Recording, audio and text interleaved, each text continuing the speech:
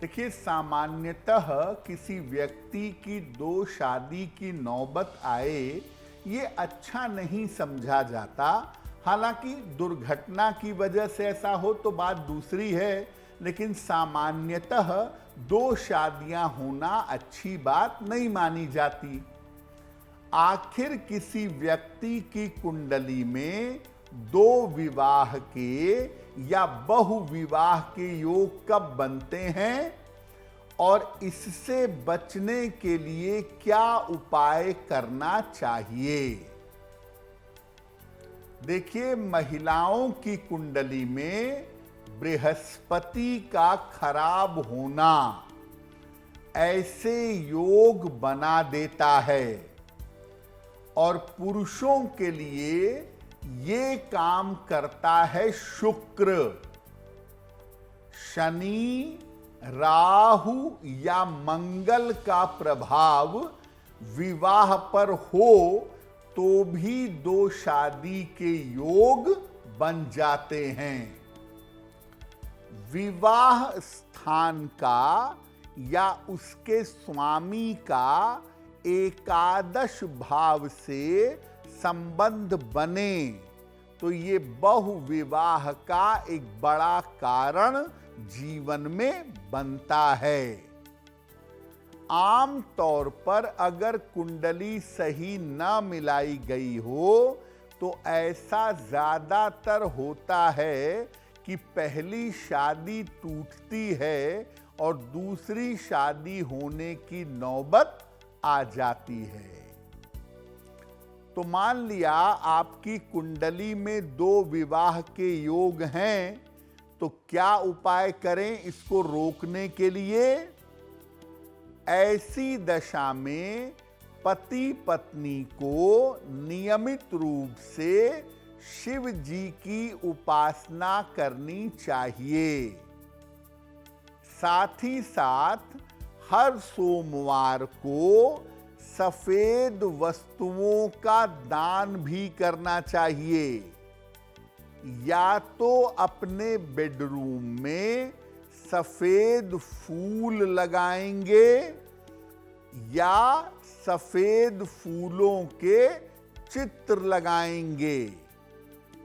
अगर ये उपाय करें और विवाह करते समय विशेष रूप से कुंडली मिला लें और दो विवाह के योग हैं तो उसका उपाय कर लें तो दो विवाह होने की स्थिति कट जाती है, टल जाती है। बहुत बार ऐसा होता है कि वैवाहिक जीवन में पति पत्नी के बीच में किसी पुरुष का या किसी स्त्री का प्रवेश हो जाता है और इस चक्कर में विवाह टूटने की नौबत आ जाती है। इस समस्या को दूर करने के उपाय क्या हैं? देखिए, वैवाहिक जीवन में तीसरे के प्रवेश के पीछे आम तौर पर राहु होता है, क्योंकि राहु शक, वहम और चरित्रहीनता पैदा करता है। राहु व्यक्ति के जीवन में असंतोष पैदा करता है और व्यक्ति किसी अन्य व्यक्ति की तरफ चला जाता है। अगर शुक्र के कारण ऐसा हो तो व्यक्ति का चरित्र कमजोर होता है, इस वजह से व्यक्ति ऐसा करता है। बृहस्पति अगर ठीक हो तो व्यक्ति इस समस्या में अगर चला भी गया तो चीजों को बैलेंस करके बाहर निकल आता है।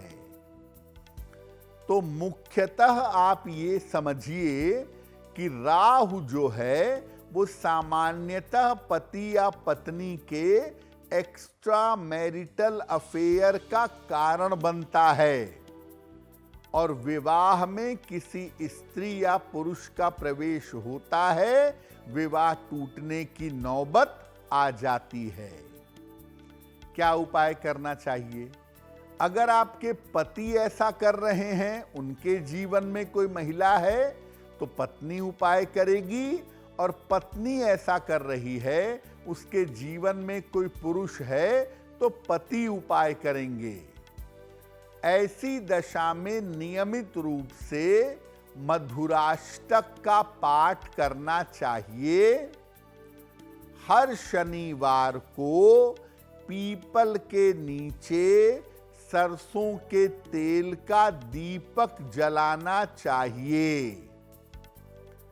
अपने शयन कक्ष में, अपने बेडरूम में उत्तर की दीवार पर, नॉर्थ की वॉल पर पति पत्नी का एक संयुक्त चित्र लगाना चाहिए, और जहां तक संभव हो मांस मदिरा से, नॉनवेज से, अल्कोहल से परहेज करना चाहिए।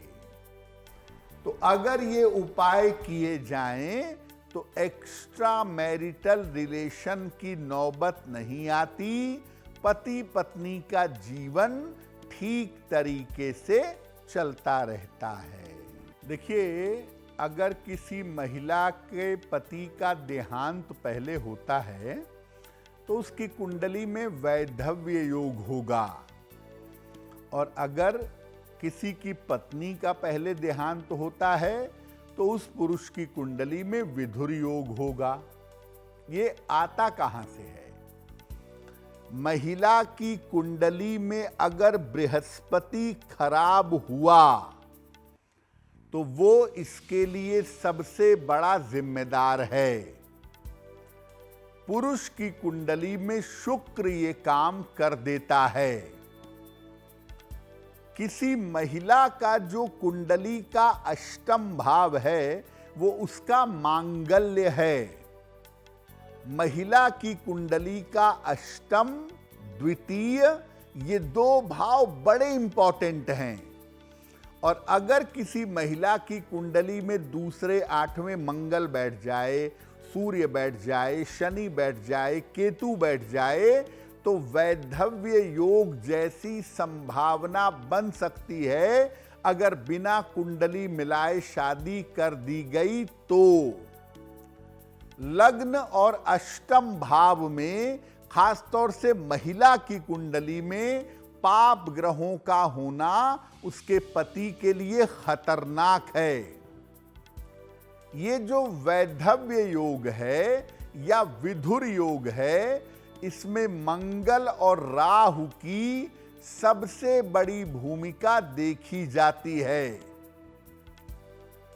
तो अगर किसी महिला और पुरुष की कुंडली मिला रहे हैं ना, तो महिला के अष्टम भाव पे इंपैक्ट देखिए और पुरुष के दूसरे भाव पर इंपैक्ट देखिए, तब कुंडली मिला करके शादी में आगे बढ़िए, चीजें बेहतर होंगी।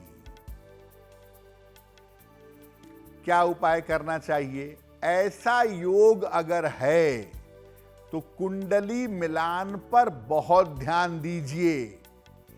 और अगर मंगल सेकेंड हाउस में महिला के पहुंच गया है या महिला के अष्टम में पहुंच गया है, तो पाप ग्रह की शांति करवाइए। विवाह के बाद नियमित रूप से शिव जी की उपासना करिए और घर के मुख्य द्वार पर नियमित रूप से आम के पत्तों का वंदनवार लगाइएगा। अगर आप ऐसा करें तो चीजें संभल सकती हैं। लेकिन देखिए, मेरा यह अनुभव है कि कुंडली मिलाते समय ही अकल लगा लीजिए। अगर किसी महिला के दूसरे आठवें भाव की स्थिति खराब है तो भैया पहले ही बैलेंस करके तभी आगे बढ़िए। शादी के बाद यहां पर वैधव्य के मामले में या विधुर होने के मामले में ज्यादा प्रयास करके आप चीजों को ठीक नहीं कर पाएंगे। बहुत बार ऐसा होता है कि विवाह के बाद पति पत्नी में हाथापाई होती है, मारपीट होती है, हिंसा होती है। क्यों होता है ऐसा? कुंडली में अगर मंगल राहु का कंबाइंड प्रभाव हो, मंगल शनि का कंबाइंड प्रभाव हो या मंगल सूर्य का प्रभाव हो तो पति पत्नी में हिंसा हो जाती है। मंगलिक कुंडलियों में ऐसा दोष सबसे ज्यादा खतरनाक होता है कि कुंडली मांगलिक भी है और उसमें वायलेंस भी है। कभी कभी पति या पत्नी किसी गंभीर दुर्घटना के शिकार भी हो जाते हैं। क्या उपाय करना चाहिए? पति पत्नी साल में एक बार एक साथ रुद्राभिषेक करवाएंगे। नियमित रूप से सुबह और शाम दोनों समय नमः शिवाय का जप करेंगे। लाल और काले रंग के वस्त्रों का प्रयोग कम से कम करेंगे। देखिए, मंगल वाकई में उपद्रव मचाने में नंबर 1 है। महिला हो या पुरुष हो, दोनों के जीवन में मंगल बहुत इंपॉर्टेंट रोल प्ले करता है, शादी चलाने से लेकर के संतान होने तक। महिलाओं का जो प्रोडक्टिव सिस्टम है वो मंगल चंद्रमा पे निर्भर करता है। अगर किसी महिला की कुंडली में मंगल निगेटिव हुआ या मंगल कहीं से भी 8वें भाव को प्रभावित करने लगे या 8वें भाव पर मंगल का असर आने लगे तो कुंडली तुरंत अपने आप में अलग हो जाती है। ऐसी महिलाओं के जीवन में अमंगल हो सकता है। इसलिए हम ये नहीं कहते कि बुरा ही होगा, लेकिन कुंडली मिला लेना बहुत जरूरी है। अगर किसी महिला की कुंडली में अष्टम भाव को मंगल प्रभावित कर रहा है तब। अगर आप मुझसे जुड़ करके अपनी समस्याओं का समाधान चाहते हैं और चाहते हैं कि आपकी समस्याओं को ज्योतिष के माध्यम से सुलझाया जाए तो आप हमसे संपर्क कर सकते हैं, जुड़ सकते हैं एस्ट्रो तक पर।